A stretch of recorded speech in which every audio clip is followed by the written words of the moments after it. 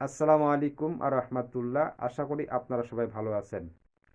প্রতিদিনে যখন আপনার ফেসবুক পেজটিতে আপনি ভিডিও আপলোড করেন, ভিডিও আপলোড করার প্রতি মুহূর্তে আপনি যদি একটি বিষয় খেয়াল করেন যে আপনি যখন একটি ভিডিও আপলোড করছেন, এই ভিডিওটি আপলোড করার পূর্বে আপনি যদি কয়েকটি পেজের মধ্যে গিয়ে আপনি গঠনমূলক কমেন্ট করেন, এতে করে কিন্তু আপনি যে ভিডিওটি আপলোড করছেন, এটি আপলোড করার সাথে সাথে কিন্তু এই ভিডিওটি সাজেস্টে চলে যাবে। এই ভিডিওটি তাদের কাছে চলে যাবে যাদের কাছে আপনি কমেন্ট করছেন।